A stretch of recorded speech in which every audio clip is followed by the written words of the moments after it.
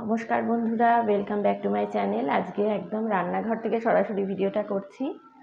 তোমাদেরকে রান্নাটা দেখাবো একদম লাইভ, সেই হিসাবে আর কি ভিডিওটা করছি। তো আশা করছি তোমাদের ভালো লাগবে। এটা একটা সন্ধেবেলার জলখাবারের রেসিপি, বাচ্চাদের খুব পছন্দের আর তার সঙ্গে সঙ্গে বড়দেরও পছন্দের হবে। তো ভিডিওটা পুরোটা দেখতে অনুরোধ করব। আর অবশ্যই ভালো লাগলে লাইক, সাবস্ক্রাইব আর কমেন্ট করো। তো চলো শুরু করা যাক আজকের ভিডিও। প্রথমেই আমি এক কড়াই বসিয়ে দিয়েছি গ্যাসে। এবার কড়াইয়ের মধ্যে দিয়ে দেব সাদা তেল অল্প পরিমাণে। তারপরে এর মধ্যে আমি দিয়ে দিচ্ছি সর্ষেটা একটু ফাটতে শুরু করলে দিয়ে দিচ্ছি কারি পাতা। কারি পাতাটা একটু ভাজা হয়ে গেলে দিয়ে দিচ্ছি অল্প পরিমাণে নুন। তারপরে দিয়ে দেব 1 বাটি পরিমাণে জল। এবার জলটা একটু ফুটে উঠতে শুরু করলে আমি 1 কাপ পরিমাণ সুজি এর মধ্যে দিয়ে দেব। দিয়ে এবারে খুব ভালো করে এটাকে নাড়াচাড়া করতে করতেই খুব তাড়াতাড়ি কিন্তু জলটা একদম শুকিয়ে এটা একটা ডোয়ে পরিণত হবে। তো ক্রমাগত নাড়তে হবে, কারণ এটা খুব ফাস্ট হয়ে যাবে ব্যাপারটা। সেই জন্য ক্রমাগত নাড়িয়ে চাড়িয়ে দেখো এটা কিন্তু মুহূর্তের মধ্যে জমাট বেঁধে এরকম ডোতে পরিণত হয়ে গেছে।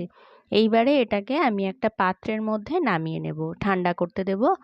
তো এবারে আমি একটা এরকম বড় প্লেটের মধ্যে এই ডোটাকে নিয়ে নিচ্ছি, মানে এই সুজির যে ডোটা পরিণত হয়েছে এটাকে নামিয়ে নিচ্ছি।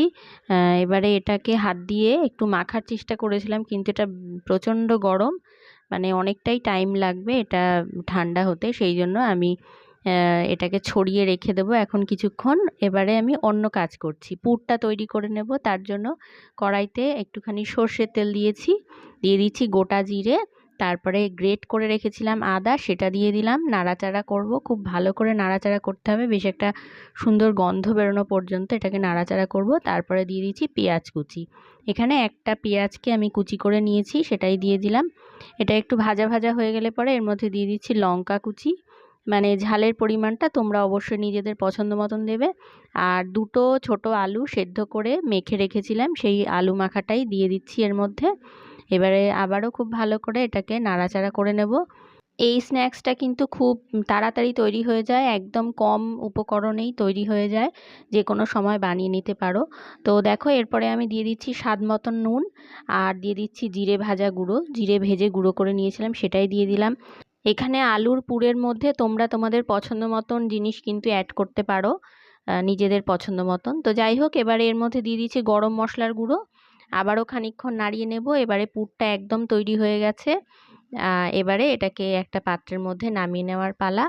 এখন হালকা হালকা শীত পড়তে শুরু করেছে। আলুর এই স্টাফিংটার মধ্যে কিন্তু তোমরা ফুলকপিও অ্যাড করতে পারো, তাহলে এটার টেস্ট কিন্তু অনেকটাই বেড়ে যাবে। আর চিনেবাদাম ভাজাও চাইলে দিতে পারো। তো আলুর পুরটা নামিয়ে রেখেছি, আর এদিকে এই যে সুজির যে ডোটা সেটা কিন্তু বেশ ঠান্ডা হয়ে গেছে। আমি একটু চটকে চটকে এটাকে মেখে নিয়েছি। এইবারে আমি এটা থেকে অল্প অল্প পরিমাণ লেচি কেটে একটু বেলে নেব। এটা বেলতে কিন্তু একটু অসুবিধা হবে, কারণ ময়দার ডোয়ের মতন কিন্তু এটা বেলা যাবে না, আটা বা ময়দার ডোয়ের মতন। তো একটু ফেটে ফেটে যাবে, কোনো রকম জাস্ট একটু এইভাবে বেলে নিতে হবে। আমি এটাকে একটা চৌকো শেপ দেব, সেই জন্য আমি চারিধারের যে এবড়ো খেবড়ো অংশগুলো সেগুলো এরকমভাবে কেটে নেব। কেটে এটাকে একটা চৌকো শেপ দেব। এটা সম্পূর্ণ তোমাদের পছন্দের ব্যাপার, তোমরা কি শেপে এটা বানাতে চাও তার উপর নির্ভর করছে। আমি চৌকো শেপ করে এটাকে বানাতে চাইছি, সেই জন্য আমি চারিধারগুলো এইভাবে কেটে নিলাম।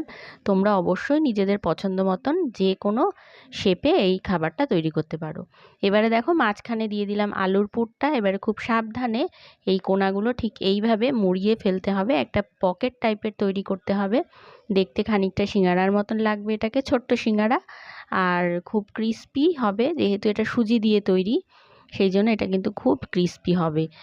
আর বেশ অনেকক্ষণ পর্যন্ত এটা মুচমুচে থাকবে। তো দেখো এইভাবে ঠিক মুড়িয়ে নিয়েছি। তো সাদা তেল গরম করতে বসিয়ে দিয়েছিলাম আগে থাকতে, সেটাকেই তাই সেই তেলের মধ্যেই এবারে একে একে এই যে স্ন্যাক্সগুলো সেগুলো আমি ছেড়ে দেব। এবারে খুব সাবধানে উল্টে পাল্টে এটাকে ভেজে নিতে হবে, তাহলেই কিন্তু তৈরি হয়ে গেল আজকের আমাদের সন্ধেবেলার জলখাবার। তো ছোট্ট ছোট্ট এই মুচমুচে পকেট সিঙ্গারাগুলো তোমাদের কেমন লাগলো অবশ্যই জানিও আমাকে কমেন্টে। আর তোমাদেরকে বলেছিলাম যে তোমরা কে কোথা থেকে আমার ভিডিওগুলো দেখো সেগুলো যদি কমেন্টে জানাও তাহলে খুব ভালো হয়। তো আশা করছি ভিডিওটা তোমাদের ভালো লেগেছে, ভালো লাগলে লাইক, আর নতুন বন্ধুরা সাবস্ক্রাইব করতে ভুলো না। আজকের মতন এইটুকুই, দেখা হচ্ছে নেক্সট এপিসোডে।